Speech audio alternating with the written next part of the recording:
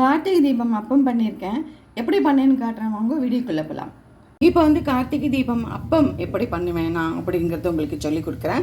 இதால் வந்து நல்லா ஒரு கப் கோபுரமாக வந்து பச்சரிசி எடுத்திருக்கேன். மாவு அரிசியாக இருந்தாலும் பரவாயில்ல.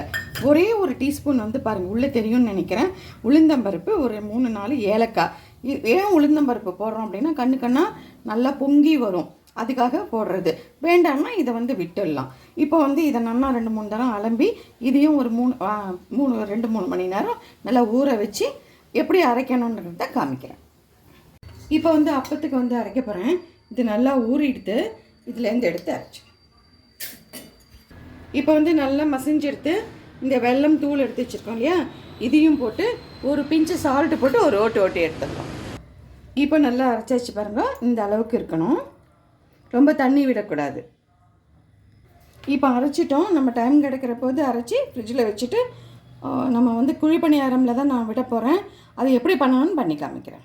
இப்போ வந்து இந்த அப்பம் மாவு ரெடி பண்ணியிருந்தோம் இல்லையா, அதில் வந்து ஒரு 3 டீஸ்பூன் வந்து நான் கோதுமை மாவு சேர்த்துக்கிறேன். இது வேண்டாம்னா நீங்கள் இப்படி கூட பண்ணலாம், போட்டால் நல்லா சாஃப்டாக நல்லாயிருக்கும். போட்டு கட்டி இல்லாமல் கலந்துடலாம். இப்போ வந்து இரும்பு கல், இது நான்ஸ்டிக் கிடையாது. இதில் கொஞ்சம் நெய் விட்டுருக்கேன். இதில் வந்து கொஞ்சம் மெல்ட் பண்ண நெய் இதில் கொஞ்சம் சேர்த்துக்கோங்க.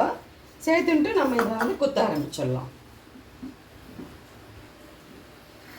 இப்போ பார்த்தீங்கன்னா இது நல்லா காஞ்சிருக்கு. இப்போ கொஞ்சமாக ஒரு 3/4 கரண்டி விட்டு வேக வச்சு எடுத்துடலாம்.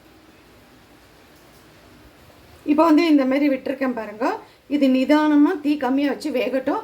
இது வந்து உங்களுக்கு எண்ணெயில் கூட நீங்கள் குட்டி குட்டியாக விட்டு ட்ரை ஃப்ரை பண்ணி கூட எடுக்கலாம். இப்போ வந்து குத்தியிருக்கேன் பாருங்கள், இந்தமாரி கண்ணாக அழகாக வரும். உங்களுக்கு வந்து இன்னும் நல்லா வரணும் அப்படின்னா ஒரு 1/4 டீஸ்பூன் வந்து பேக்கிங் பவுடர் கூட சேர்த்துக்கலாம். இப்போ வந்து கவுத்து போட்டிருக்கேன், இதுவும் நல்லா வெந்து வரட்டும், எடுத்து காமிக்கிறேன். கார்த்திகை தீபம் அப்பம் ரெடி எடுத்து பாருங்கள், அழகாக கண்ணாக நல்லா வந்திருக்கு.